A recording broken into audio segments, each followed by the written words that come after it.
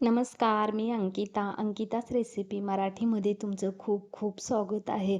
आपण खूप साऱ्या अशा भाज्या खाल्ल्या असतील आणि बघितल्याही असतील. आज आपण त्यातलीच एक रानभाजी बनवणार आहोत. एकदम पौष्टिक आणि हेल्दी ही भाजी आपल्याला उन्हाळ्यामध्ये सहजासहजी उपलब्ध होते आणि शरीराला अशी थंडावा देते. पचनक्रिया पण सुधारते. खूप आयुर्वेदिक आहे आणि शरीरासाठी हेल्पफुल आहे. चला तर झटपट आपण रेसिपीला सुरुवात करूया. इथे आपण भोकरीची भाजी बनवणार आहोत.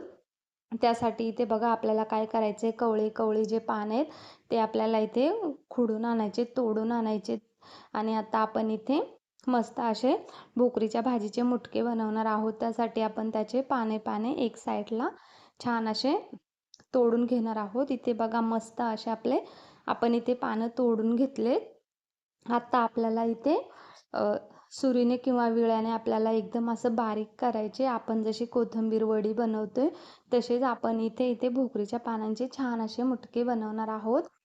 बघा एकदम मस्त असे बारीक आपण कापून घेतली भाजी. आता आपल्याला ही भाजी एक पाण्याने मस्त अशी स्वच्छ धुवून घ्यायचे. बनवायला पण अगदी सोपी रेसिपी आहे आणि चवीला तर इतकी अप्रतिम लागते. एकदा बनवली तर परत परत बनवायला अशी रेसिपी आहे.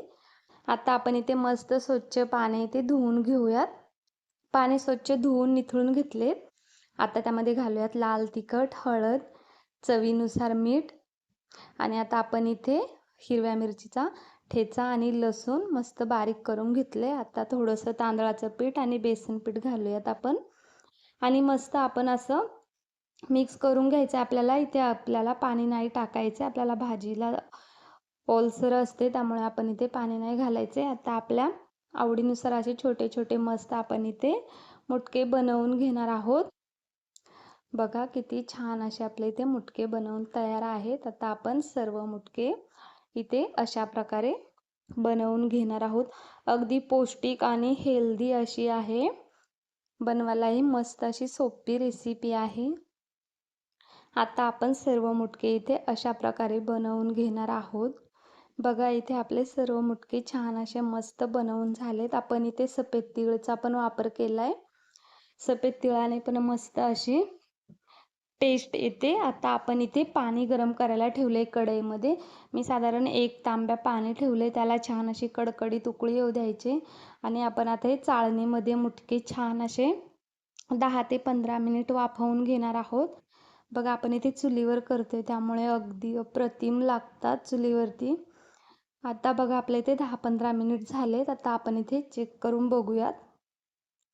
इथे आपले मुटके एकदम छान असे शिजलेत. आपण सुरीने किंवा आपल्याकडे जे असेल त्याने आपण चेक करून बघायचे. बघा मस्त असे आपले मुटके बनवून तयार आहेत. आता आपण मुटके पूर्णपणे असे थंड करून घेऊयात आणि इथे मस्त आपण असे कट करून घेणार आहोत. बघा मस्त आणि सर्व असे आपल्याला कट करून इथे आपण तेलामध्ये तव्यावरती फ्राय करून घेणार आहोत. तुम्ही याची अशी कांदा टाकून भाजी बनवली तरीही खूप छान होते.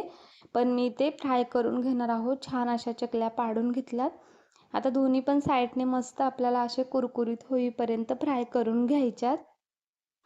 एकदम मस्त अशी भोकरीच्या पानांचे मुटके बघा आपले तयार आहेत. ज्यांना आवडत नाही तेही अगदी आवडीने खातील आणि चवीलाही खूप अप्रतिम लागतात. कशी वाटली तुम्हाला रानभाजीची रेसिपी नक्की कमेंट करून सांगा आणि चॅनलला लाईक, शेअर, सबस्क्राईब करायला विसरू नका. धन्यवाद.